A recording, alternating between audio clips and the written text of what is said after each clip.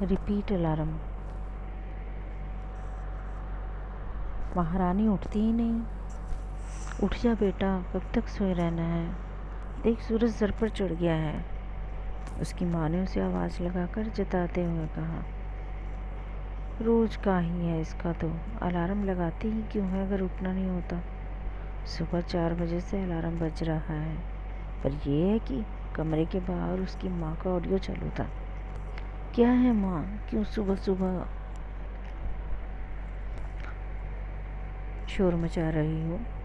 उठ तो गई हूँ ना, उसने आंखें मलते हुए कमरे से बाहर आते हुए कहा।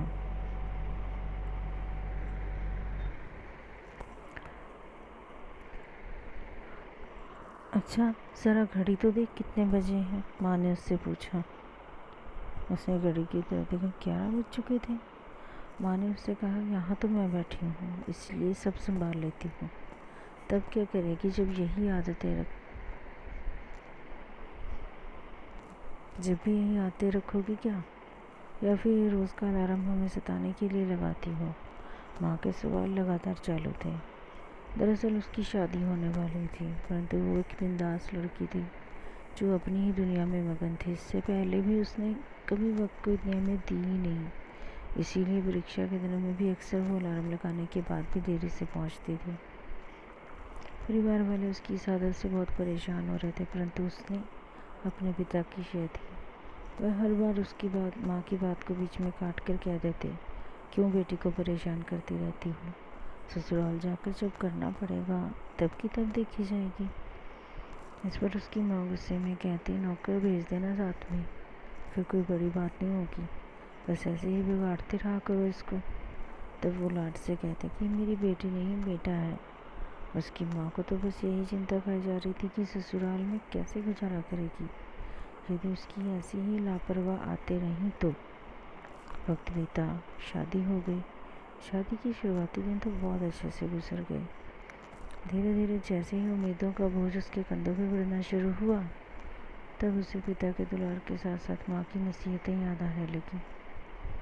क्योंकि हम औरतों की ज़िंदगी में ससुराल में कदम रखते ही हमारी पढ़ाई नहीं, हमारे काम की क्षमताएं मायने रखती हैं। हमारी पढ़ाई का इस्तेमाल सिर्फ मतलब सिद्धि के लिए ही किया जाता है। जैसे कोल्हू के बैल की आंखों पर सुबह सुबह पट्टी बांध दी जाती है और शाम को उस पट्टी को उतारा जाता है, ताकि वह यह जाने बिना कि वह कहाँ जा रहा है, कितना चल चुका है, एक ही दूरी पर घूमता रहे। ठीक उसी तरह हम औरतों की ज़िंदगी भी सुबह से शाम तक उस दूरी के चारों तरफ घूम रही है।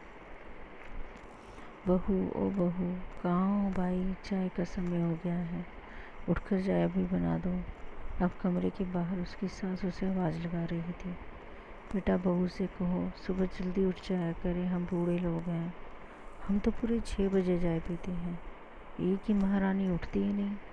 अब तो नई नई शादी का चाव भी नहीं रहा, इतने दिन हो गए हैं शादी को, अपने घर पर भी क्या यही करती थी? अब के इस उम्र में भी मैं चाय बनाकर खुद से पीऊँ? क्या इसी दिन के लिए तेरी शादी की थी हमने?